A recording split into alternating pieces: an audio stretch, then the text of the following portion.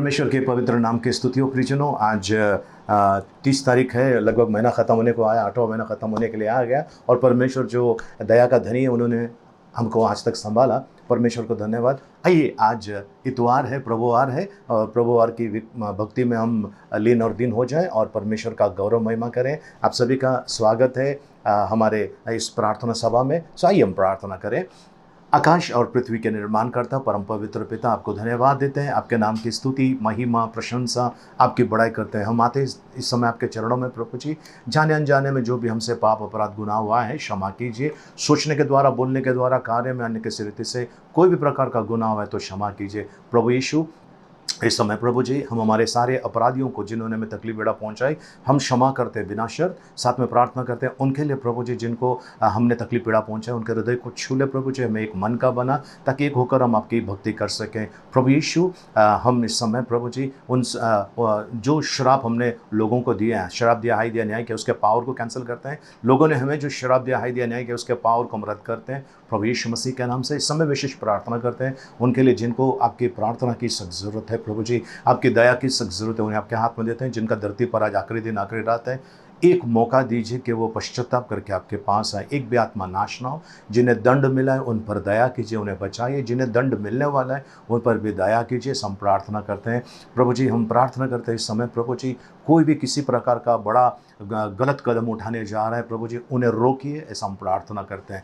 धन्यवाद देते हैं प्रार्थना का उत्तर देने वाले प्रभु, आपकी स्तुति महिमा करते हैं। कलवरी के क्रूस पर आपने जो पवित्र रक्त बहाया और उस पवित्र रक्त से प्रभु यीशु आपने हमें छुटकारा दिया है, हम धन्यवाद देते हैं, आपकी बड़ाई करते हैं। हम आते हैं इस समय प्रभु जी और आपको धन्यवाद देते हैं इसके लिए कि आपने हमें चुना है, पाप के दलदल से बाहर निकाल दिया है, श्रापों से छुटकारा दिया। आपको धन्यवाद देते हैं। दुष्टता के उस अंधकार की वेदी पर यदि हमारा नाम लिखा है, यदि हमारा कोई वस्तु रखकर हमारे विरोध में किसी प्रकार का कोई कार्य किया है, उसके सारे अधिकार को हम रद्द करते हैं प्रभु यीशु मसीह के नाम से।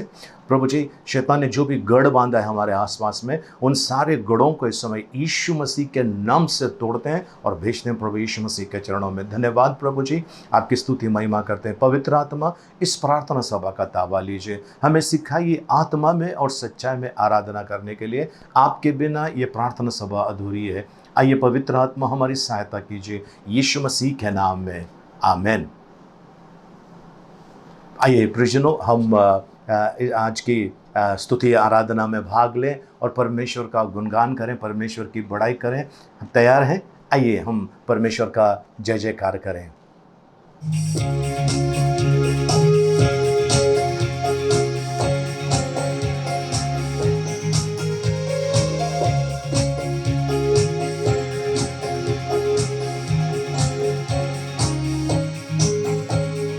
यीशु का नाम है सारी ज़मीन पर, जिससे पापी भागे उधार। यीशु का नाम है सारी ज़मीन पर, जिससे पापी भागे उधार। दुनिया में आया, लहू बहाया, बलिदान हमको दिया। दुनिया में आया, लहू बहाया, बलिदान हमको दिया। हमको बचाने, मुक्ति दिलाने, यीशु सलीब पर मरा। हमको बचाने, मुक्ति दिलाने, यीशु सलीब पर मरा। यीशु का नाम है सारी ज़मीन पर, जिससे पापी भागे उधार।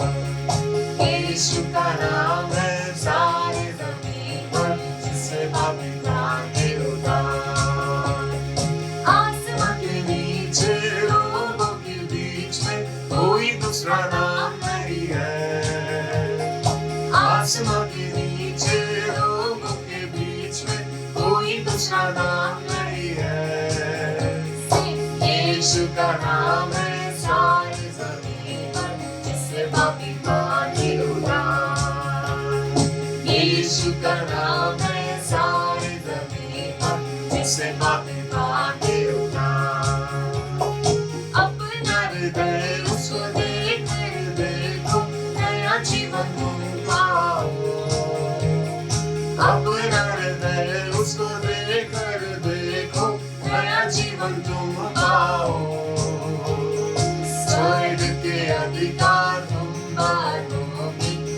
यीशु के लहू द्वारा स्वर्ग के अधिकार तुम पालोगे यीशु के लहू द्वारा।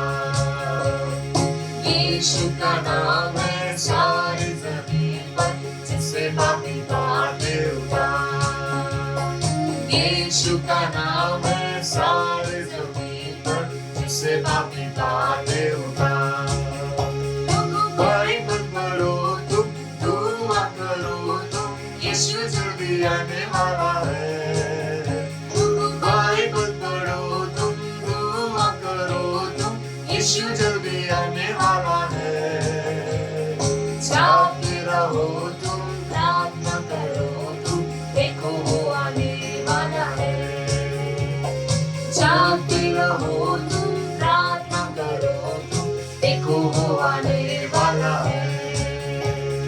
यीशु का नाम है सारी जमीन पर जिसे पापी पाते उतार।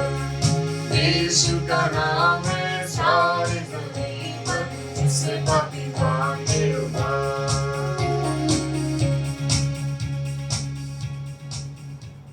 धन्यवाद देते परमेश्वर, हम आपके नाम की स्तुति करते हैं प्रभु। सचमुच आपका नाम है प्रभु, इस धरती में केवल आप ही का नाम है प्रभु जी, जिससे हमें उद्धार मिलता है प्रभु जी। सब नामों में ऊंचा आपका नाम है परमेश्वर। हम आपको धन्यवाद देते हैं प्रभु जी, हम आपकी आराधना करते हैं प्रभु जी, हम आपकी स्तुति और बड़ाई और प्रशंसा करते हैं राजा। आपके अनगिनत उपकारों के लिए हम आपको धन्यवाद देते हैं। आज तक आपने हमें जिंदा रखा है प्रभु, अच्छे स्वास्थ्य में रखा है प्रभु जी, हर एक भली वस्तुओं से आपने मित्रत्व किया है राजा।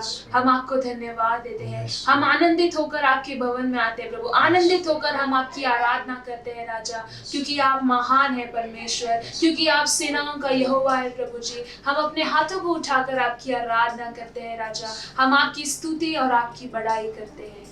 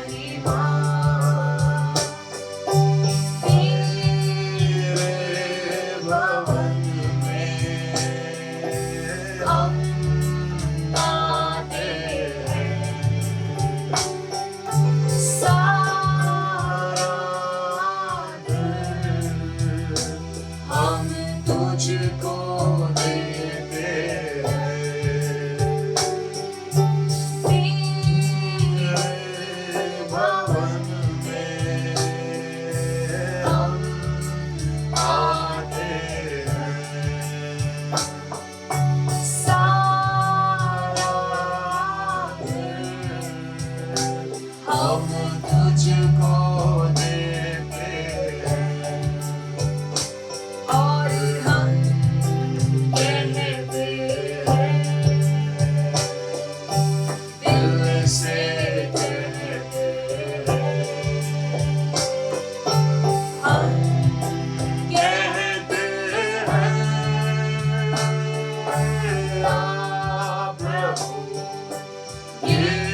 यीशुआ मुझ में हो तेरी महिमा प्रभु यीशुआ मुझ में हो तेरी महिमा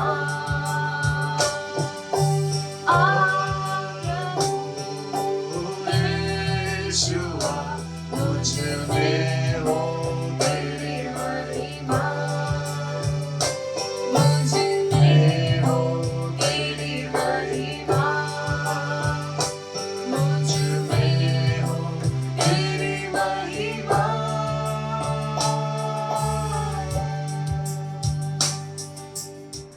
धन्यवाद देते हैं परमेश्वर। हम आपकी स्तुति आपकी बड़ाई करते हैं प्रभु जी। आपकी आराधना आपकी स्तुति करने का आपने हमें सौभाग्य दिया प्रभु। हम आपको धन्यवाद देते हैं प्रभु। आगे आने वाला समय हम आपके हाथों में सौंपते हैं प्रभु। वचन सुनने के लिए प्रभु, वचन ग्रहण करने के लिए हमें शक्ति और सामर्थ से भरिए प्रभु, ज्ञान और बुद्धि से भरिए प्रभु जी। ऐसा हम आपसे विनती प्रार्थना करते हैं। हम केवल सुनने वाले नहीं प्रभु, वरन सुनकर उसके अनुसार चलने वाले बने। ऐसा आप हम पर कृपा और दया करना प्रभु। आगे आने वाले वचन के लिए हमारे मनों को तैयार कर प्रभु जी, ताकि हम सीखे और उसे अपने जीवन में इस्तेमाल कर सके प्रभु। हम आपको धन्यवाद देते हैं। ये स्तुति और आराधना धन्यवाद के साथ आपके चरणों में रखते हैं। कृपया करके इसे स्वीकार कीजिए। ये प्रार्थना मांगते हैं आपके प्रिय पुत्र प्रभु यीशु मसीह के नाम से पिता, आमीन। Praise the lord. प्रभु को धन्यवाद, सुंदर से स्तुति आराधना के लिए धन्यवाद। आइए प्रियजनों, हम आज के वचन में चलते हैं और परमेश्वर आज आपसे और मुझसे कुछ बातें करना चाहता है और उन बातों की तरफ हम ध्यान दें। और हर बार हम परमेश्वर के और करीब आ रहे हैं वचनों के द्वारा। सब तैयार है? आइए हम परमेश्वर के वचन में चलते हैं और हम लेंगे पहला योना पहला अध्याय उसका 9 वचन। पहला योना की पहली पत्री उसका पहला अध्याय उसका 9 वचन। जी। यदि हम अपने पापों को मान ले तो वो हमारे पापों को क्षमा करने और हमें सब अधर्म से शुद्ध करने में विश्वास योग्य और धर्मी है। प्रभु परमेश्वर इन पढ़े वचनों के द्वारा मैं अनुग्रह से भरपूर करें। आइए हम प्रार्थना करें। पिता परमेश्वर, धन्यवाद देते हैं, आपकी स्तुति प्रशंसा आपकी बड़ाई करते हैं प्रभु जी। हम आते हैं इस समय प्रभु जी आपके चरणों में प्रभु जी। सुंदर वचनों के लिए धन्यवाद। इन वचनों के द्वारा आज आप हमारे हृदय में, हमारे जीवन में, हमारे आसपास में हम आपका कार्य देख रहे हैं प्रभु जी। अद्भुत कार्य आज होने वाला है, हम विश्वास करते हैं प्रभु जी। प्रभु परमेश्वर पिता, हम सभी के साथ रहिए प्रभु जी और हम सभी को प्रभु जी आपके प्रभु जी दया में चलाइए। ये वचन हमारे हृदय में कार्य करें प्रभु जी। आपका वचन जो दुधारी तलवार से भी ज़्यादा तेज है, उसका अद्भुत काम हमारे जीवन में होए, हम प्रार्थना करते हैं यीशु मसीह के मीठे मधुर पवित्र नाम में, आमेन आमेन। सो प्रियजनों, आज हम कबूलात के ऊपर, कबूलात के ऊपर हम बात करने वाले हैं। 2 प्रकार के होते हैं, ठीक है? 2 प्रकार के होते हैं। एक होता है मैं परमेश्वर को कबूल करता हूँ, ठीक है? मैं परमेश्वर को कबूल करता हूँ। ये एक प्रकार का कन्फेशन है। मैं लोगों के सामने कह सकता हूँ कि यीशु मसीह मेरा प्रभु है। दूसरा प्रकार का कन्फेशन होता है और वो है मेरे गुनाह, मेरे पाप अपराध मैंने परमेश्वर के सामने और लोगों के सामने करना है। उदाहरण के तौर पर, मैंने जो परमेश्वर के विरुद्ध में पाप किए हैं तो मैंने परमेश्वर से उन बातों की माफ़ी मांगना है। और साथ में मैंने अगर किसी के विरोध में किया है, उस व्यक्ति के सामने जाकर अपने गुनाह को कबूल करना है, ठीक है? और उससे क्या होता है हम वचनों में पढ़ेंगे। चलिए फिर से एक बार परमेश्वर के वचन को देखते हैं। जी। यदि हम अपने पापों को मान ले, यदि हम दूसरों के नहीं अपने पापों को मान ले। फिर से एक बार, यदि हम अपने पापों को मान ले, किसके सामने? परमेश्वर के सामने। कोई व्यक्ति विशेष के पास आपको माफ़ी नहीं मांगना है, अपना कन्फेशन या फिर अपना कबूलात नहीं करना है। पहले परमेश्वर के सामने। तो क्या कहता है? यदि हम अपने पापों को मान ले, यदि हम अपने पापों को मान ले कि मैंने पाप किया है, मेरे अंदर कमी है, मैंने पाप किया, मैंने गुनाह किया है प्रभु, आपके विरुद्ध में जाकर गुनाह किया है। यदि हम अपने पापों को मान ले, जी, तो वह हमारे पापों को क्षमा करने और हमें सब अधर्म से शुद्ध करने में विश्वास योग्य जी और धर्मी है। विश्वास योग्य है मतलब हम बिंदास उनके पर भरोसा कर सकते हैं। वो विश्वास योग्य परमेश्वर है, विश्वास योग्य और धर्मी है। मतलब उनके अंदर धार्मिकता है, पवित्रता है, और वो पीछे हटने वाले नहीं है। परमेश्वर पीछे हटने वाला परमेश्वर नहीं है। सो आपको और मुझे, हमने जो परमेश्वर के विरोध में पाप किए हैं, आपको और मुझे परमेश्वर के सामने आकर गुनाह कबूल करना है। प्रियजनों, हमारी हर प्रार्थना सभा में शुरुआत की प्रार्थना में हम इन बातों को कहते हैं, प्रभु जी मैंने जाने अनजाने में जो भी पाप अपराध किए, सोचने के द्वारा, बोलने के द्वारा, कार्य में या अन्य किसी रीति से कोई अपराध किया है, क्षमा कर। ये हम हर प्रार्थना सभा में शुरुआत में हम यही कहते हैं। इसके बाद हम कहते हैं, यदि किसी ने हमें तकलीफ पीड़ा पहुंचाई, रुलाया, सताया, बुरा भला कहा, हम उन्हें बिना शर्त यीशु मसीह के बिना शर्त यीशु मसीह के नाम से क्षमा करते हैं। वैसे ही हम प्रार्थना करते हैं उनके लिए जिनको हमने तकलीफ पीड़ा पहुंचा, उनके हृदय को छू ले। हम एक मन का बना था कि एक होकर हम आपकी भक्ति कर सके। ये हम परमेश्वर के सामने कन्फेस करते हैं, परमेश्वर के सामने कबूल करते हैं, गुनाह कबूल करते हैं। तो परमेश्वर विश्वास योग्य है और वो क्या करता है, वो हमें क्षमा करता है, सारे अधर्म के कामों से वो हमें साफ कर देता है, पवित्र करता है, अपने लहू से वो धो देता है आपको और मुझे। और हमको ये परमेश्वर के पास आकर कहना है। प्रियजनों, परमेश्वर से क्षमा मांगने का कई तरीका है। कुछ लोग, प्रभु मुझे क्षमा कर, बस हो गया, खत्म। ये क्षमा नहीं होता है, क्षमा मांगने का नहीं होता है। प्रियजनों, क्षमा मांगना होता है वो जो गिड़गिड़ा कर प्रभु के पास आकर, गिड़गिड़ा कर। आपने परमेश्वर के वचन में देखा है, यीशु मसीह जब सलीब पर वो अपने बस उनका आखिरी वक्त था, सलीब पर उनका बस प्राण त्यागने का जब समय आ गया है ना, तब वो बड़े व्याकुल हो गए, है ना। मेरे परमेश्वर तूने क्यों मुझे त्यागा है, यीशु मसीह ने कहा। इसका मतलब जो रिश्ता पिता और प्रभु यीशु मसीह का था, युगानुयुग का रिश्ता था, क्योंकि यीशु मसीह ने सारे जगत का पाप अपने आप पर ले लिया। पिता परमेश्वर ने अपने मुंह को मोड़ लिया, क्योंकि परमेश्वर पाप से घृणा करता है, पापियों से नहीं। प्रियजनों, अगर सभी पापी को मार दिया तो स्वर्ग में कौन जाएगा? सभी पापियों को नष्ट कर दिया तो स्वर्ग में कौन जाएगा? यीशु मसीह इसके लिए आया है कि वो आपको और मुझे जीवन दे, और जीवन बहुतायत का। यीशु मसीह कहते हैं यूहन्ना 10:10 में, चोर चोरी करने, घात करने, नाश करने आया है, मैं आया हूं तुम्हें जीवन देने के लिए, भरपूर जीवन, विपुलता का जीवन, बहुतायत का जीवन मैं देने के लिए आया हूं। आज आपको और मुझे ये बहुतायत का जीवन अगर पाना है, ये आनंद का जीवन पाना है, इसके लिए आपको और मुझे परमेश्वर के साथ में रिश्ता जुड़ना बहुत जरूरी है। प्रियजनों, मैं धर्म की बात नहीं करता हूं, धर्म को बाजू में रख दीजिए। किसी भी धर्म को, हम इस समय धर्म की बात नहीं कर रहे हैं, हम परमेश्वर और उसके लोगों की बात कर रहे हैं, जो परमेश्वर के होना चाहते हैं, जो परमेश्वर के होना चाहते हैं, उनके बारे में कहता है। मोसेस के साथ में ऐसा ही हुआ, जब वो पहाड़ से 10 आज्ञा लेकर आए, नीचे आकर देखे तो क्या हुआ, लोगों ने सब अपना सोना वगैरह देकर एक प्राणी का वो बना दिया है ना, और सोने का वो एक बछड़ा बनाया है। वो सब लोग आराधना कर रहे हैं, ये कर रहे हैं, वो कर रहे हैं, इसने हमको बचाया, इसने हमारा ईश्वर है, ये है। उसको बहुत गुस्सा आया। उसने कहा जो परमेश्वर के हैं वो इस तरफ आ जाए और जो वहाँ के वो वहाँ रह जाए। और क्या हो गया? उनका नाश हो गया, जो परमेश्वर के पास नहीं आए। आज प्रियजनों, आप जो मुझे देख रहे, सुन रहे, जिस किसी भी माध्यम से, मैं आपसे कहना चाहता हूँ, देखिए, हम हिंदुस्तानी हैं, हम कहीं किसी भी प्रांत के क्यों ना हो, किसी भी देश के क्यों ना हो, परमेश्वर चाहता है हर जगह पे लोगों ने आकर अपना पाप कबूल करना। जब आप पाप कबूल करते हैं, क्या हो जाता है? इज़रा ने ऐसा ही किया, उपवास किया, लोग रोए, गिड़गिड़ाए और परमेश्वर के पास पश्चाताप किए, हमने, हमारे पूर्वजों ने जो पाप किए क्षमा कर बोलकर। इज़रा का काम हो गया। नेहमाया का भी साथ में ऐसा ही हो गया, वो भी लोगों को बोलने लगे, उपवास करने लगे, रोए। क्या हो गया? परमेश्वर के साथ में उनकी संगति हो गया और अद्भुत काम हो गया। इसके अलावा प्रियजनों, यहोशप्हात के साथ में क्या हुआ प्रियजनों? उसके खिलाफ अलग अलग राष्ट्र के लोग जब आए, है ना, तब क्या हो गया? उसने उपवास किया, प्रार्थना किया, सब लोग ने मिलकर उपवास प्रार्थना किया। क्या हो गया? वहाँ पर परमेश्वर उनके साथ में था और परमेश्वर ने वो लड़ाई लड़ा उनके लिए। आज आपको और मुझे परमेश्वर यही कहता है, ठीक है। हम चलते हैं भजन संहिता उसका 51 अध्याय, उसका हम शुरुआत के वचन पढ़ने वाले हैं और 1 से लेकर 4 वचन तक पढ़ने वाले हैं, है ना। भजन संहिता 51, साम्स 51, उसका 1 से लेकर हम लगभग 4 वचन तक पढ़ने वाले हैं जी।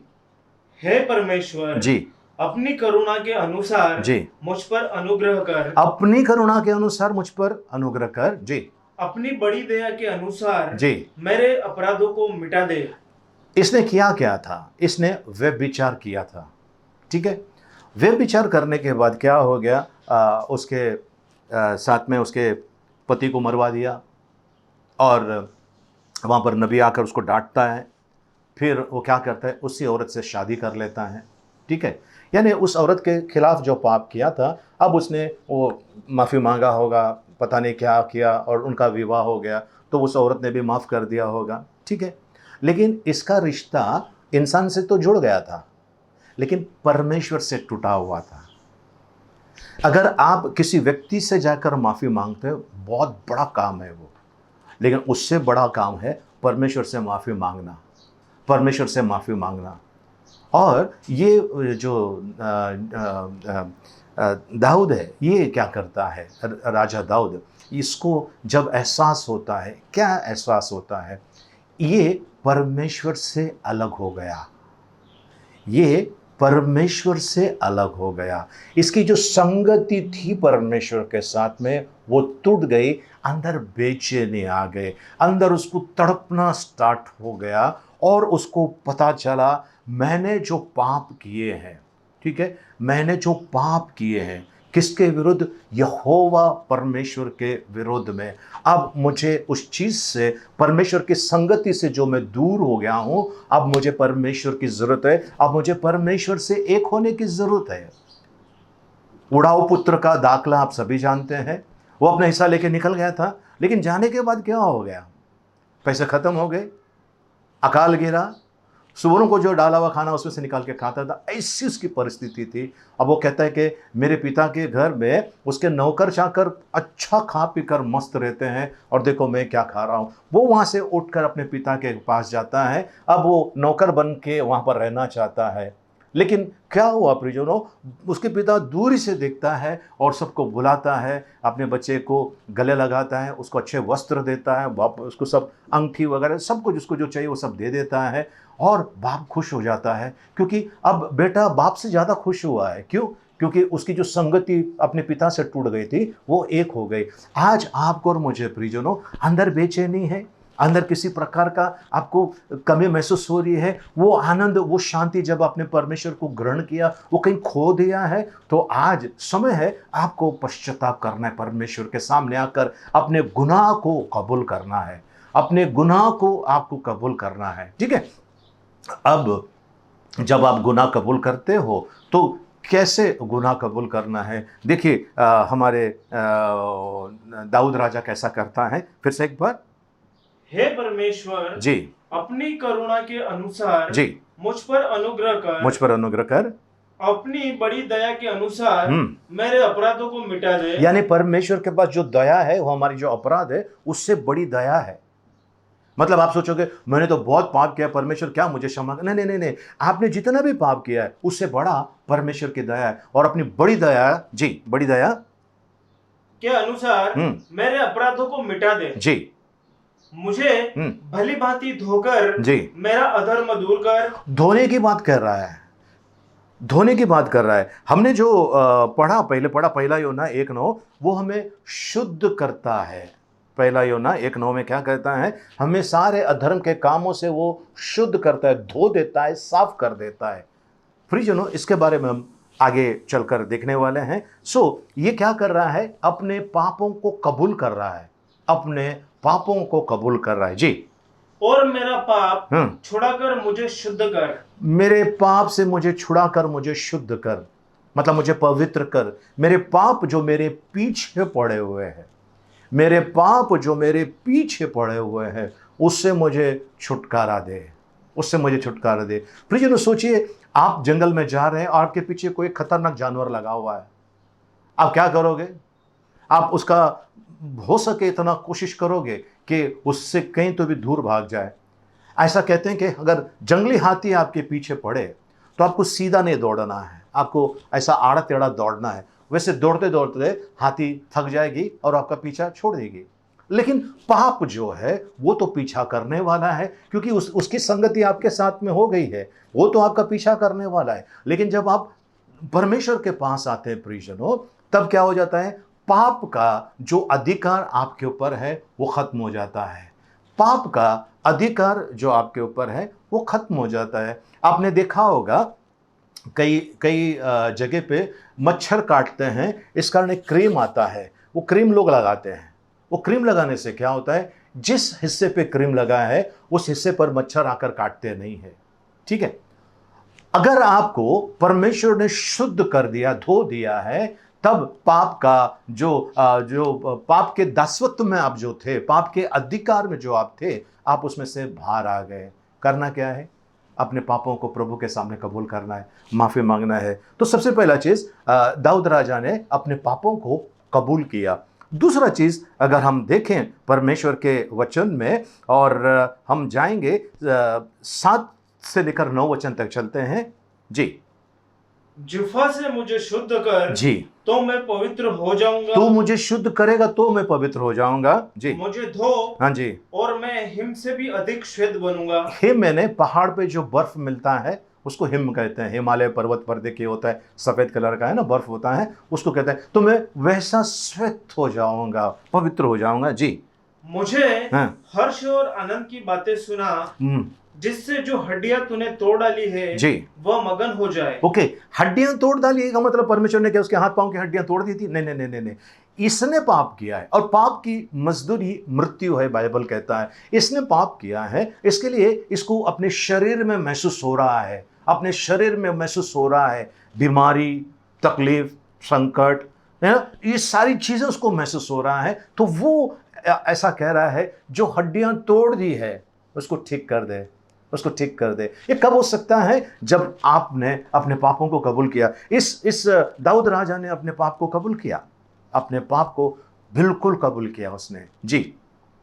अपना मुख हाँ मेरे पापों की ओर से फेर ले जी, और मेरे सारे अधर्म के कामों को हाँ। मिटा डाल। अपने मुंह को मेरे पापों की ओर से फेर ले और मेरे सारे अधर्म के काम को मिटा डाल, मेरे सारे अधर्म के कामों को मिटा डाल। यानी दाऊद राजा ने सबसे पहले चीज अगर किया है, 1 से लेकर 4 वचन तक देखेंगे, उसने अपने पाप को कबूल किया है। पहले उसने परमेश्वर की बड़ाई की है, अपने पापों को उसने मान लिया है। दूसरी बात, उसने अपने पापों को परमेश्वर के सामने रखा और माफी मांगा, मुझे क्षमा कर, मेरे पाप से अपने मुंह को फेर ले, मतलब मेरे पापों की तरफ मत देखते रहना, अपने मुंह को फेर ले और मुझ पर दया कर। ओके, तीसरा चीज, उसने पाप किया, इस बात का उसको बहुत पीड़ा हो रही है। 17 वचन, टूटा मन परमेश्वर के योग्य बलिदान है। हे परमेश्वर, तू टूटे और पिसे हुए मन को तुच्छ नहीं जानता। तू टूटे हुए मन के लोगों को तुच्छ नहीं, इसका मतलब ये, टूटा मतलब ये अंदर से टूट चुका है, एकदम पश्चाताप करके आता है। प्रियजनों, अगर आप किसी भी धार्मिक जो स्थान होता है वहां पर आप जाकर अगर लोगों को देखेंगे, कुछ लोग वहां पर आएंगे, अपना जो भी कार्य करके निकल जाएंगे, एकदम आराम से आएंगे, कार्य करके निकल जाएंगे। कुछ लोग वहां पर बैठे रहेंगे और कुछ लोग वहां पर ऐसा गिड़गिड़ाते होंगे। अब सोचिए परमेश्वर किसका सुनता है? टूटे और पिसे हुए मन के लोगों का यहोवा सुनता है।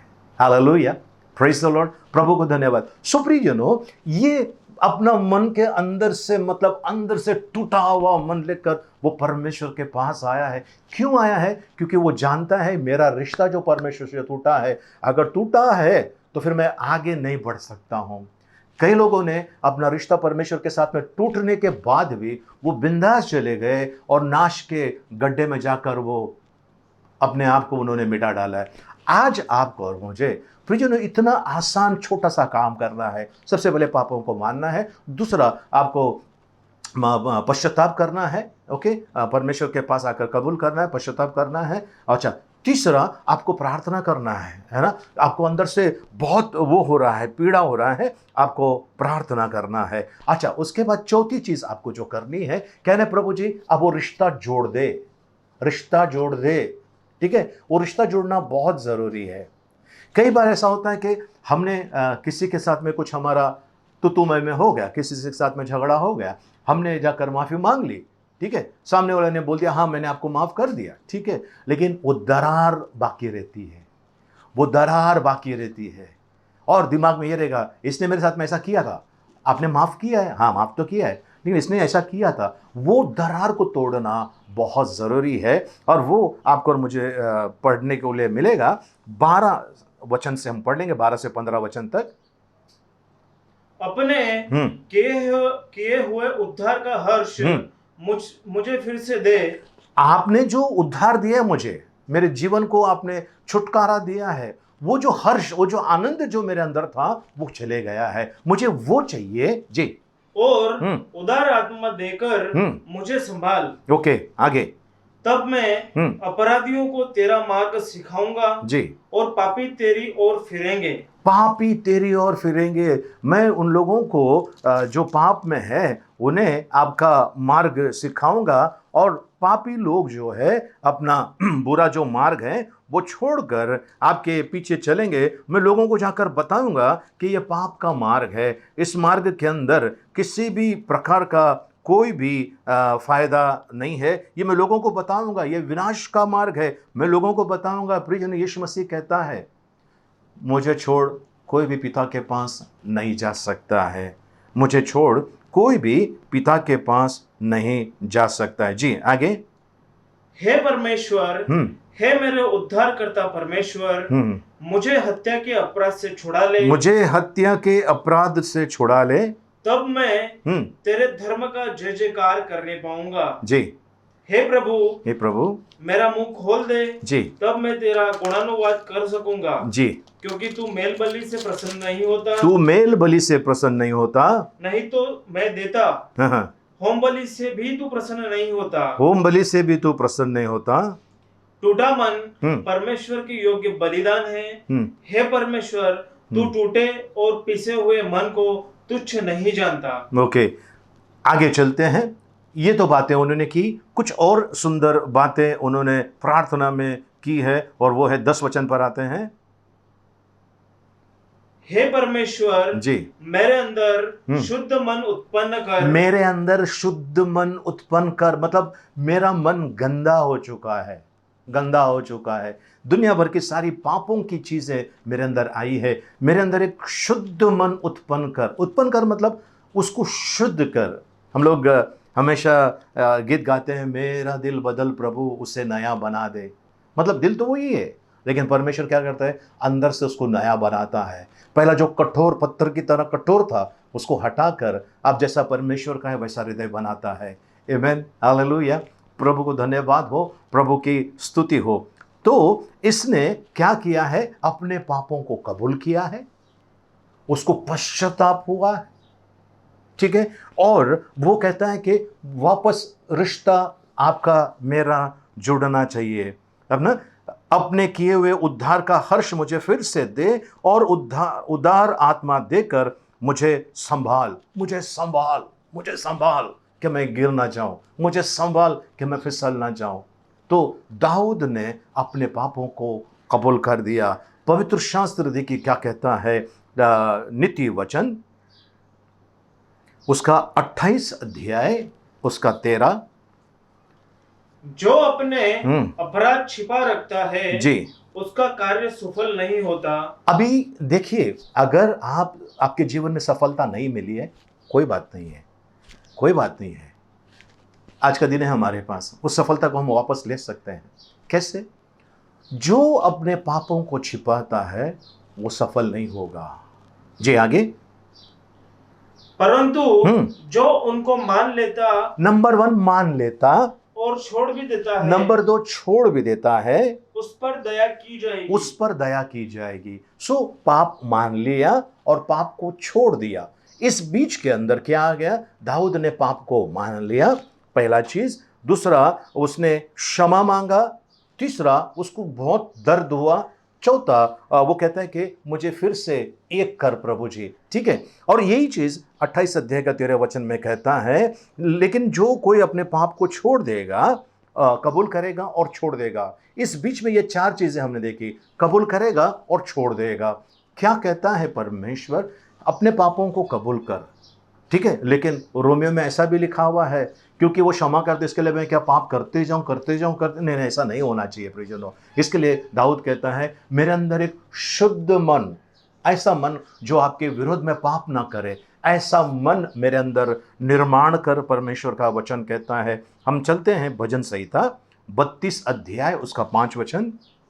जब मैंने अपना पाप तुझ पर प्रकट किया, जब मैंने अपना पाप तुझ पर प्रकट किया, तुझे बताया, मैंने कबूल किया, मैंने बताया जी, और अपना अधर्म ना छिपाया, मैंने जो अधर्म के काम किए उसको मैंने छुपाया नहीं, और कहा जी, मैं यहोवा के सामने जी, अपने सारे अपराधों को मान लूंगा। तब तूने मेरे अधर्म और पाप को क्षमा कर दिया। तूने मेरे अधर्म को और मेरे पापों को क्षमा कर दिया। तूने मेरे अधर्म को और मेरे पापों को क्षमा किया। प्रियजनों, हाँ, परमेश्वर को ऐसा कहा जाता है, विलंब से कोप करने वाला, अति करुणामय परमेश्वर है वो। विलंब से कोप करने वाला, अति करुणामय परमेश्वर है वो। हम मिट नहीं गए, वो परमेश्वर की दया है। हम मिट नहीं गए, वो परमेश्वर की दया है। क्यों? परमेश्वर प्यार करता है और मौका देता है। सो प्रियजनों, अगर कोई ऐसा व्यक्ति आपके सामने आता है और जिन्होंने आपको बहुत दुखाया है, आपने उनको क्षमा किया है, ठीक है, तो उनके बारे में जो भी चित्र आपके अंदर है उसको उठाकर फेंक देना, आपको उसको फेंक देना है। अब वो रखना नहीं है, क्योंकि मैं हमेशा कहता हूँ प्रियजनों, अंत कब आएगा हम नहीं जानते। वो आखिरी श्वास, वो आखिरी सांस कब होगा पता नहीं। एक आदमी मटुंगा लेबर कैंप की बात है, वो खाना खाने बैठा, खाना खा रहा था, अपनी पत्नी को बोला थोड़ा पानी लाना एक गिलास। उसकी पत्नी पानी का गिलास लेकर आए, एक आवाज़ आ गया, आदमी का गिलास, क्या हुआ पता नहीं, गिलास। उसने अपनी पत्नी को बोला आज एक खास ये चीज़ बना खाने के लिए, आज मुझे ये खाना है। उसकी पत्नी ने बड़े अच्छी डिश बनाकर उनके लिए सामने रखा था, पर वो पूरा खाना उनका नहीं था। थोड़ा सा 2-4 निवाला खा लिया, तो पत्नी को बोला पानी लेकर आओ। बस पानी हाथ में ग्लास आया, एक आवाज़ आ गई, आदमी का गिलास। नहीं जानते आखिरी पल कब है, कोई नहीं जानता। आखिरी पल कब है, कोई नहीं जानता। तो क्यों ना हम पहले क्षमा मांग लें प्रियजनों, क्यों ना हम पहले ही क्षमा मांग लें। हमने अगर क्षमा मांग लिया, हमने अगर परमेश्वर के साथ में रिश्ता जोड़ लिया प्रियजनों, फिर वो पल कभी भी आए कोई टेंशन नहीं है। कभी भी वो आखिरी पल आए, हम यहाँ से निकले सीधा परमेश्वर के पास। लाजरस और अमीर आदमी, लाजरस उनके प्राण टूट गए, स्वर्गदूतों ने उसको स्वर्ग में लेकर गए, ठीक है। और ये अमीर आदमी मर गया, उसको क्या कर दिया गया, वो तुरंत उस आग के कुंड में था और वो तड़पने लगा, रोने लगा। क्यों? वो आदमी के पास मौका था, तब तक उसने अपना राह नहीं बदला, ठीक है। एक अमीर आदमी आकर यीशु के पास आकर कहता है मैंने क्या करना है अनंत काल, मैंने क्या करना है परमेश्वर के पीछे चलने के। तो प्रभु यीशु मसीह ने कहा कि आज्ञाओं का पालन कर। तो मैं तो बचपन से कर रहा हूँ, मतलब अपने आप को यीशु मसीह के सामने धार्मिक बता रहे हैं। तब यीशु मसीह ने उसको बड़े प्यार से देकर कहा तेरे पास जो है वो बेच और मेरे पीछे हो ले। उसको बहुत कठिन होने लगा, क्योंकि उसके पास दौलत थी, बेहिसाब दौलत थी, और वो दौलत की वजह से वो परमेश्वर के पास नहीं आ रहा था। आज प्रियजनों, आपके पास क्या कारण है, क्या परमेश्वर के पास नहीं आ रहे हैं? आपके पाप है, नो प्रॉब्लम, कैसे भी पाप क्यों ना हो, परमेश्वर के पास आपके पाप जितने बड़े हैं उससे भी बड़ी परमेश्वर के पास दया है, करुणा है। उसके द्वारा वो आपको क्षमा कर सकता है, पूरी तरह से कर सकता है, ठीक है। ये एक प्रकार का हमने देख लिया। अब ये दूसरे प्रकार का हम देख लेते हैं। याकूब की पत्री 5 अध्याय 16 वचन। याकूब की पत्री 5 अध्याय उसका 16 वचन। इसमें जाने से पहले मैं आपसे कहना चाहता हूँ, क्या किसी प्रकार की बीमारी है आपके पास, आपके शरीर में? किसी भी प्रकार की जानलेवा या किसी प्रकार की बीमारी आपके पास, उसमें से बाहर निकलने के लिए परमेश्वर का एक रास्ता है। परमेश्वर ने अपने दास याकूब के द्वारा आपको और मुझे बताया है, और वो क्या है, चलिए हम देख लेते हैं 5 अध्याय 16 वचन। इसलिए तुम आपस में एक दूसरे के सामने अपने अपने पापों को मान लो। ओके, परमेश्वर का वचन कहता है हमने परमेश्वर से तो माफी मांग ली, अब दूसरी चीज वो है एक दूसरे से माफी मांग लो, एक दूसरे से माफी मांग लो। क्यों ऐसा है? क्योंकि प्रियजनों, अगर आप देखेंगे क्रॉस जो है, यीशु मसीह जिस सलीब पर मरा है ना, उसको अगर आप देखेंगे, मैं नीचे खड़ा हूं, परमेश्वर ऊपर की तरफ है, यानी मैंने क्षमा परमेश्वर से मांगनी है। ठीक है, इसके अलावा ऐसा एक है ना, क्रॉस ऐसा बन जाता है ना, ऐसा एक होता है और एक ऐसा होता है। तो इसका मतलब है मेरे आसपास में जो लोग हैं उनके साथ में भी मेरा रिश्ता जुड़ना बहुत ज़रूरी है। तो बाइबल क्या बता रही है? बाइबल ये बता रही है, परमेश्वर का वचन ये बता रहा है मेरा रिश्ता परमेश्वर के साथ में और मेरा रिश्ता लोगों के साथ में कैसा है। प्रियजनों, अगर आप परमेश्वर के पास आते हो तो परमेश्वर आपको बहुत सारी चीज़ें देना चाहता है, बहुत सारी आशीष देना चाहता है। मैं पैसा, सोना, चांदी, ज़मीन, घर, जायदाद उसके बारे में नहीं कहता हूँ। मैं वो कहता हूँ जो आपको इस जीवन में चाहिए और जो आपको आने वाले जीवन में चाहिए, इसकी भरपूर रीति से प्रयोजन परमेश्वर ने करके रखा है। परमेश्वर के पास किसी भी भली वस्तुओं की कमी घटी नहीं है। वो आपको देना चाहता है बहुतायत से, पर ये आपके ऊपर निर्भर करता है, डिपेंड करता है कि आप क्या चाहते हैं। अगर आप चाहते हैं इस जीवन में आपको भरपूरी का आनंद मिले, आशीष मिले, और आने वाले जीवन के लिए भी अगर आप चाहते हैं तो अभी आपको ये करना है। आगे चलते हैं उसी वचन में, 16 वचन में जी। इसलिए तुम आपस में एक दूसरे के सामने जी अपने अपने पापों को मान लो, अपने अपने पापों को मान लो और एक दूसरे के लिए प्रार्थना करो, एक दूसरे के लिए प्रार्थना करो, जिससे चंगे हो जाओ, जिससे चंगे हो जाओ। देखिए, चंगा होने का यहाँ एक सुंदर सा एक छिपा हुआ राज परमेश्वर का है। अगर आपके अंदर कोई बीमारी है और अगर आप ठीक होना चाहते हो तो एक दूसरे को क्षमा करो, एक दूसरे को क्षमा करो। जरूरत पड़े तो किसी का पांव पकड़ना है, पांव पकड़ लीजिए। नाक रगड़ने के लिए कहता है नाक रगड़ लीजिए, पर आप क्षमा मांग लीजिए। सामने वाला व्यक्ति आपको क्षमा करे ना करे उसके पर छोड़ दीजिए, परमेश्वर पर छोड़ दीजिए, परमेश्वर देख लेगा। पर क्योंकि आपने अंदर से टूटे हुए मन से परमेश्वर से माफी मांगा है और सामने जिसको भी आपने तकलीफ पीड़ा पहुंचाई उससे अगर आपने क्षमा मांगा है, तो परमेश्वर जो दया का धनी है वो अपनी दया आपके पर बरसाए बिना रहने वाला नहीं है। सुप्रियजनों, आपको क्या करना है? अपने पापों को कबूल करना है, अपने पापों को कबूल करना है एक दूसरे के साथ में। पहला परमेश्वर के पास, दूसरा एक दूसरे के साथ में अपने पापों को कबूल करना है। पापों को कबूल करने का मतलब मैं आपको बताना चाहता हूँ प्रियजनों, किसी एक आदमी को पकड़कर आपने जो भी पाप किया वो नहीं बताना है, वो परमेश्वर को बताना है। पर जिस व्यक्ति से आप बात कर रहे हो, जिस व्यक्ति से आप बात करो, उस व्यक्ति के पास जाकर उस व्यक्ति के विरोध में अगर आपने कोई पाप किया है या वो व्यक्ति ने आपके विरोध में कुछ पाप किया है, आप जाकर क्षमा मांग लीजिए। अगर आप छोटे बने, परमेश्वर आपको बड़ा बनाना चाहता है। ठीक है, सौल जब परमेश्वर के पास आया बड़ा था, लेकिन जब यीशु मसीह को ग्रहण किया वो पौल बन गया, मतलब वो छोटा बन गया। और परमेश्वर ने कैसा उसको बड़ा कर दिया। आज पवित्र शास्त्र बाइबल के अंदर सबसे ज़्यादा जो अगर किताब अगर किसी ने लिखी है, पत्री लिखी है, तो वो हमारे पौलुस साहब है। पौलुस साहब ने सबसे ज़्यादा पत्रियाँ लिखी हुई है बाइबल के अंदर। नया करार के अंदर सबसे बड़ा हिस्सा उन्हीं का हो जाता है, उनके लिखे हुए सारे पत्र इसके अंदर कंपाइल किए गए हैं। तो मैं आपसे ये कहना चाहता हूँ प्रियजनों, आपको पश्चाताप करना है, पूरे हृदय से कन्फेस करना है, कबूलत करना है परमेश्वर के सामने। मैं फिर से दोहराना चाहता हूँ, 2 प्रकार के कन्फेशन है। पहला प्रकार का कन्फेशन है कि मैं यीशु मसीह को ग्रहण करता हूँ, मैं सबको बताता हूँ मैंने प्रभु यीशु मसीह को ग्रहण कर लिया है, और लोगों को बता दूँ कि यीशु मसीह ही को छोड़ कोई और है ही नहीं जो मुर्दों में से जी उठा है। वो पहला कन्फेशन, ये हमारे लिए बहुत ज़रूरी है। ठीक है। दूसरा कन्फेशन ये होता है कि मेरा रिश्ता परमेश्वर के साथ में अगर टूटा हुआ है, उसको मैंने जोड़ना बहुत ज़रूरी है। उसका पहला भाग यह है, परमेश्वर के साथ में मेरा रिश्ता जोड़ना है, और उसका दूसरा भाग यह है कि मेरा रिश्ता जो दूसरों के साथ में टूटा हुआ है वो जोड़ना बहुत ज़रूरी है ना। इससे क्या होगा, मुझे परमेश्वर के दिया हुआ हर्ष मुझे मिलेगा। हड्डियाँ टूटी हुई है कहता है, इसका मतलब अंदर से जो उसको पीड़ाएँ हो रही है उससे उसको छुटकारा है।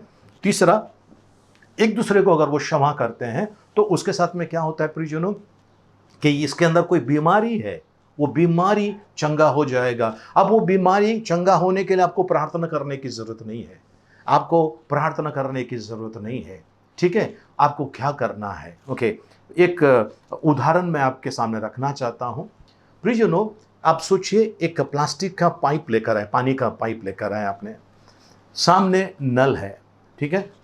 एक 50 मीटर के ऊपर नल है, 50-100 मीटर के ऊपर नल है, ओके। और वहाँ पर आपने नल चालू कर दिया, और यहाँ पर जो पाइप का एंड है, पाइप जहाँ ख़त्म होता है, वहाँ पर आप देखो अगर पानी नहीं आ रहा है, इसका मतलब क्या है, आपको पहले नल चेक करके देखना है, नल में पानी आ रहा है। अगर उधर पानी नहीं आ रहा है, उस कोने में, अगर उस एंड में पानी नहीं आ रहा है, इसका मतलब ये है वो पाइप किधर बेंड हो गया है, ठीक है।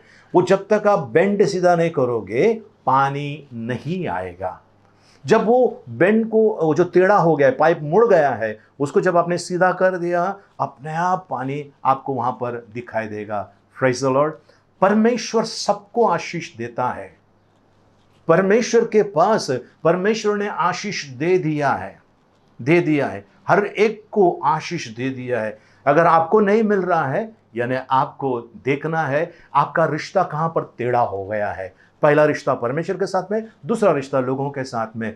कुछ लोग आकर माफ़ी मांगेंगे, प्रभु मुझे क्षमा कर प्रभु, वो परमेश्वर को नहीं चाहिए। कुछ लोग मगरमच्छ के आंसुओं के साथ में आएंगे, वो भी परमेश्वर को नहीं चाहिए। परमेश्वर को वो पश्चाताप चाहिए जो टूटे हुए हृदय से निकलता है, कराना, वो रोना, वो गिड़गिड़ाना परमेश्वर के सामने। मगरमच्छ के आंसू को परमेश्वर की जरूरत नहीं है। प्रियजनों, परमेश्वर का वचन कहता है कि परमेश्वर जो है वो हमारे चेहरों को नहीं देखता है, हमारे दिल को देखता है। किसी ने खूब कहा है, दिल को देखो चेहरा ना देखो। प्रियजनों, बाइबल के अंदर लिखा है परमेश्वर चेहरा नहीं देखता है, दिल देखता है, क्योंकि दिल के अंदर बहुत सारी चीज़ें छिपा के रखा हुआ है। सो आपको और मुझे प्रियजनों, परमेश्वर कहता है कि पश्चाताप करते हुए परमेश्वर के पास आने, एकदम गिड़गिड़ाते हुए, रोते हुए, सच्चे पश्चाताप के आंसू निकलना बहुत ज़रूरी है। और जब आप ऐसा करते हो प्रियजनों, मैं आपको गारंटी देता हूँ, अगर आपने दिल से पश्चाताप किया है, उस यीशु मसीह को ग्रहण किया है, उनके वचन के अनुसार चलते हैं, तो पवित्र शास्त्र के अनुसार स्वर्ग का राज आपका है। स्वर्ग के राज्य को कोई विशेष स्थान में जाने के बाद आपको स्वर्ग का राज मिलेगा, ऐसा नहीं है। स्वर्ग का राज इधर से आपको करना है, इधर से, अंदर से करना है, और ये अंदर से होगा, ओके, ये अंदर से होगा। और उसके लिए आपको और मुझे परमेश्वर के पास आना है। सो प्रियजनों, हम परमेश्वर के सामने कबूल करते हैं, वो विश्वास योग्य है, वो हमारे अधर्म के कामों को क्षमा करेगा, शुद्ध करेगा, धो देगा। और दाऊद राजा भी वही कहता है, मेरे अधर्म के कामों को क्षमा कर, मेरे मन को शुद्ध कर, धो दे, वो करके प्रार्थना करता है। आज आपकी प्रार्थना क्या है प्रियजनों? अगर आज आप सोना, चांदी, रुपया, घर, ज़मीन, जायदाद या किसी और चीज़ के लिए प्रार्थना कर रहे हैं तो थोड़ा सा रुक जाइए। बाइबल बताती है, मत्ती रचित सुसमाचार में लिखा हुआ है, पहले ढूंढो परमेश्वर के राज्य को और उसकी धार्मिकता को, ये सारी वस्तुएं तुम्हें दी जाएगी। ये सब कुछ हमारा है। जो इस दुनिया से जाता है प्रियजनों, उसके हाथ खाली रहते हैं, अपने हाथ में कुछ भी नहीं लेकर जा सकता है। क्या लेकर आए हैं, क्या लेकर जाने वाले हैं? पर अगर आपने प्रभु को ग्रहण किया, प्रभु यीशु मसीह को अपना उद्धारकर्ता बोलकर कबूल कर दिया, वो पहली कबूलात है, वो पहला कन्फेशन है। दूसरा कन्फेशन, आपने अगर पाप किया है, उस पाप को परमेश्वर के सामने कबूल कर दिया, और जिन लोगों के विरुद्ध में पाप किया उनके सामने जाकर आपने माफ़ी मांग लिया, कबूल कर दिया, मुझे क्षमा कर। अगर आपने ये कर दिया है, आपका रिश्ता परमेश्वर के साथ में जुड़ गया है। फिर आपको प्रियजनों अंदर से इतना आनंद महसूस होगा, इतना अच्छा लगेगा, आपको ऐसा लगेगा हाँ हवा में तैर रहे हैं, आप हवा में तैर रहे हैं, इतना आनंद, और ये कोई आपसे छीन नहीं सकता।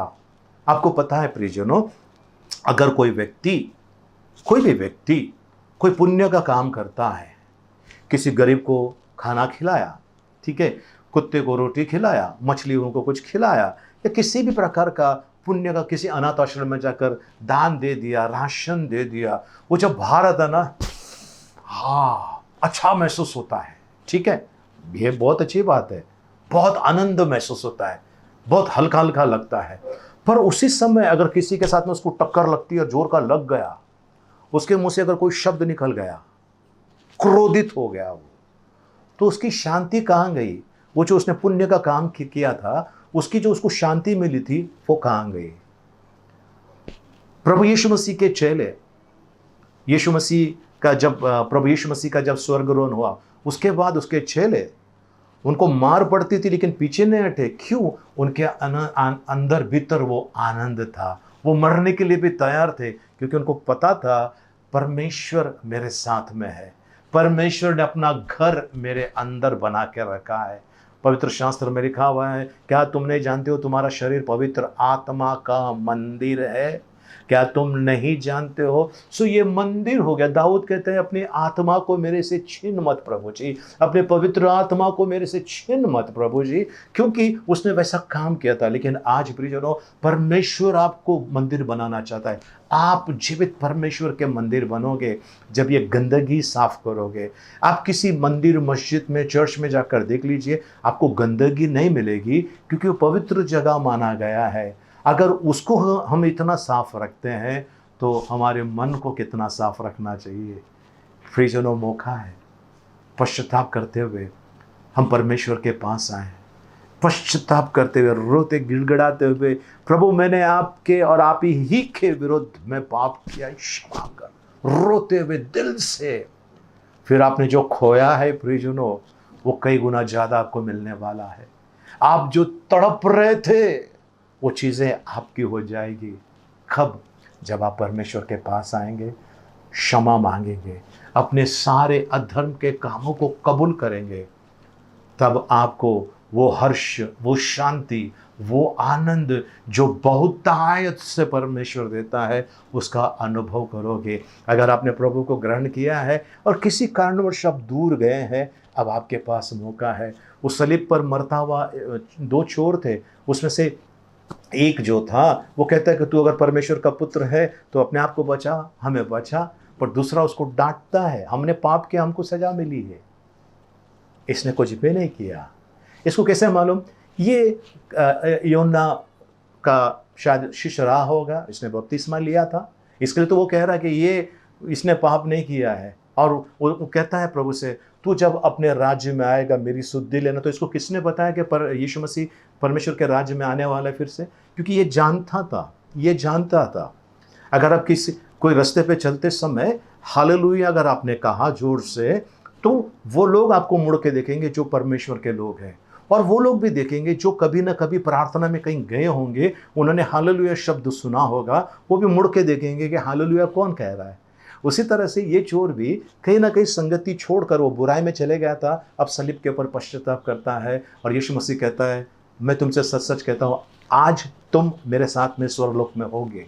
उसने पश्चाताप किया और उसको उधर ही सलीब के ऊपर ही क्षमा मिल गई, और वो उसकी संगति परमेश्वर के साथ में जुड़ गए।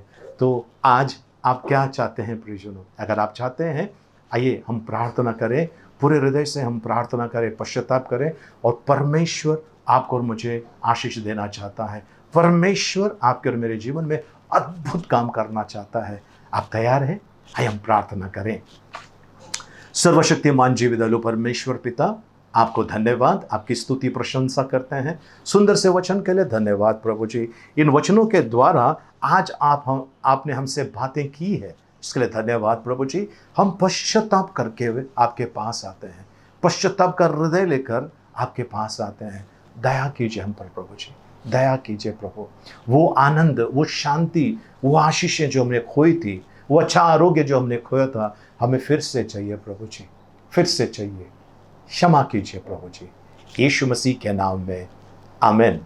आइए मेरे पीछे प्रार्थना कीजिए। अगर आप सचमुच चाहते हैं कि आपके जीवन में परमेश्वर कुछ अद्भुत कार्य करें, तो आइए हम प्रार्थना करें। पिता परमेश्वर, आज मैं सब प्रकार की बुराई को छोड़कर आपके पीछे चलना चाहता हूं। मैंने जिस किसी भी प्रकार के पाप अपराध किए हैं, क्षमा कीजिए, दया कीजिए। परमेश्वर पिता, मैं आज पूरे मन से पश्चाताप करते हुए आपके पास आता हूं। पिता परमेश्वर, मुझ पर अनुग्रह कीजिए। मेरा रिश्ता जो आपके साथ में टूटा है, फिर से एक कर दीजिए। आपके किए हुए उद्धार का आनंद में मैं आगे बढ़ूं, ऐसी कृपा मांगता हूं। मैं धन्यवाद देता हूं, मैं आपकी स्तुति करता हूं, आपकी प्रशंसा करता हूं। पिता परमेश्वर, आज मैं उन लोगों को जिन्होंने मुझे सताया, बुरा भला कहा, निंदा की, मुझे नीचे गिराया, अपमानित किया, मैं उन्हें क्षमा करता हूं। जिनको मैंने तकलीफ पीड़ा पहुंचाई, रुलाया, सताया, बुरा भला कहा, निंदा की, बेइज्जती की, मुझे क्षमा कीजिए। मेरे अंदर एक शुद्ध मन निर्माण कीजिए, ताकि मैं आपके विरोध में और लोगों के विरोध में पाप न कर सकूं। मुझ पर दया कीजिए, मुझ पर अनुग्रह कीजिए।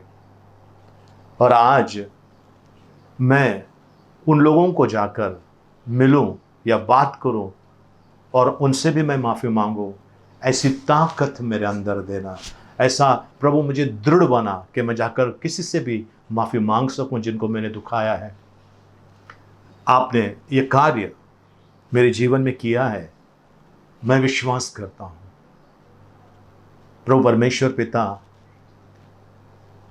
मेरे जीवन में या मेरे परिवार के जीवन में मेरे वजह से अगर दुख आया है, मुझे क्षमा कीजिए, मुझ पर दया कीजिए। मेरे परिवार को आप बचाइए। यीशु मसीह के मीठे मधुर पवित्र नाम में, आमेन, आमेन। Praise the lord. प्रभु को धन्यवाद हो, प्रभु की स्तुति हो। प्रियजनों, आइए हम हमारी प्रार्थना सभा यहाँ पर हम ख़त्म कर रहे हैं। सो आखिरी प्रार्थना में जाएं। आइए अपने सरों को झुकाएं। हम भजन संहिता 23 एक साथ में बोलेंगे। साम्स 23, भजन संहिता 23 एक साथ में बोलेंगे। यहोवा मेरा चरवाहा है, मुझे कुछ घटी ना होगी। वह मुझे हरी हरी चराइयों में बैठाता है, वह मुझे सुखदायक जल के झरने के पास ले चलता है। वह मेरे जी में जी ले आता है। धर्म के मार्गों में वह अपने नाम के निमित्त मेरी अगुवाई करता है। चाहे मैं घोर अंधकार से भरी हुई तराई में होकर चलूं, तो भी हानि से न डरूंगा, क्योंकि तू मेरे साथ रहता है। तेरे सोठे और तेरे लाठी से मुझे शांति मिलती है। तू मेरे सताने वालों के सामने मेरे लिए मेज बिछाता है। तूने मेरे सिर पर तेल मला है, मेरा कटोरा उमड़ रहा है। निश्चय भलाई और करुणा जीवन भर मेरे साथ साथ बनी रहेगी, और मैं यहोवा के धाम में सर्वदा वास करूँगा। आमेन। यहोवा तुझे आशीष दे और तेरी रक्षा करे। आमेन। यहोवा तुझ पर अपना मुख का प्रकाश चमकाए और तुझ पर अनुग्रह करे। आमेन। यहोवा अपना मुख तेरी ओर करे और तुझे शांति दे। आमेन। अब पिता परमेश्वर का प्रेम, प्रभु यीशु मसीह का अनुग्रह और पवित्र आत्मा की सहभागिता अब से लेकर सदा तक हम सबके साथ में बने रहे। आमेन, आमेन। प्रियजनों, हम इस समय प्रार्थना करने वाले हैं। कल ने परसों मंगलवार के दिन 1 तारीख है और परमेश्वर को धन्यवाद, एक नया महीना परमेश्वर हमारे जीवन में लेकर आ रहा है सितंबर का। सो परमेश्वर को धन्यवाद। और परसों के दिन मंगलवार के दिन 1 तारीख को नमिता बरुआ और सिमरन गायकवाड़, ये 2 बच्चों का जन्मदिन है। और 3 तारीख को मोनिका खाड़े, ये रॉबर्ट थोरात इनकी बेटी है, मोनिका खाड़े, उनका जन्मदिन है। और साथ में सुरेखा राजपूत, इस बहन का जो वेलेपर्ले मेथोडिस्ट चर्च के मेंबर है, इनका जन्मदिन है। और साथ में बेट्टी डिकोस्टा, इस बहन का जन्मदिन है, हम उनके लिए प्रार्थना करेंगे। और 4 तारीख को यानी शुक्रवार के दिन मेरी बहन मार्गरेट, इनका जन्मदिन है। और साथ में अर्चना थोरात, इनका जन्मदिन है, हम इनके लिए प्रार्थना करेंगे। साथ साथ में इस सप्ताह भर में जितने भी लोगों का जन्मदिन है, शादी का सालगिरह है, हम उनके लिए इस समय प्रार्थना करेंगे। आइए हम प्रार्थना करें। पिता परमेश्वर, इस समय प्रभु जी हम नमिता और सिमरन को आपके हाथ में देते हैं प्रभु जी, उनका ताबा लीजिए प्रभु जी। वैसे मोनिका खड़े और प्रभु जी सुरेखा राजपूत और प्रभु जी बेट्टी डिकोस्टा, इनको आपके हाथ में देते हैं प्रभु जी। इन बच्चों के ऊपर आपकी कृपा मांगते हैं। मार्गरेट कैस्टिलिनो और अर्चना थोरात, इनको आपके हाथ में देते हैं प्रभु जी, इनके साथ में रहिए प्रभु जी, इन सभी के ऊपर। और साथ में विश्व भर में जितने भी लोग हैं जिनका जन्मदिन है सप्ताह भर में, और प्रभु जी या शादी का सालगिरह है, उन सभी को आपके हाथ में सौंपते हैं, पवित्र हाथों में सौंपते हैं। उन सभी के ऊपर अनुग्रह कीजिए, ऐसा हम प्रार्थना करते हैं, धन्यवाद देते हैं प्रभु परमेश्वर पिता। इनके जीवन में आपकी खूबसूरती, आपकी दया आए प्रभु जी। अगर इन्होंने कुछ खोया है प्रभु जी, वो 1000 गुना ज़्यादा लौटा कर देना। जो अच्छी बली वस्तुएं जो आपके आशीष है, 1000 गुना ज़्यादा लौटा कर देना, और आपके साथ में इनकी संगति बनी रहे, ऐसी कृपा मांगते हैं, धन्यवाद देते हैं प्रभु जी। आपका गौरव महिमा, आपकी स्तुति, आपकी प्रशंसा करते हैं यीशु मसीह के मीठे मधुर पवित्र नाम में, आमेन।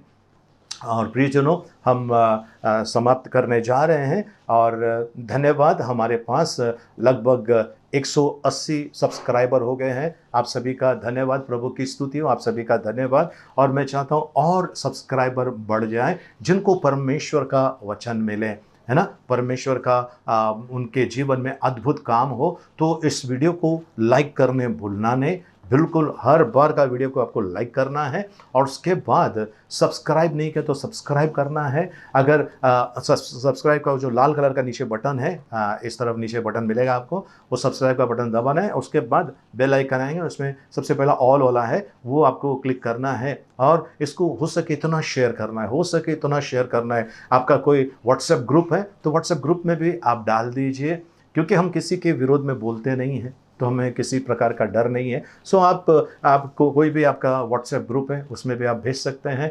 क्या पता ये मैसेज आपके द्वारा किसी न किसी के जीवन में बड़ा अद्भुत कार्य हो जाए, आशीष मिले उन्हें। सो प्लीज़ इसे वो करने भूलना नहीं है। परमेश्वर को धन्यवाद हो, परमेश्वर की स्तुति हो। और प्रार्थना सभा समाप्त हो गई। एक दूसरे से मिलिए, प्रभु का आशीष मांगे। जय मसीह की, जय हिंद।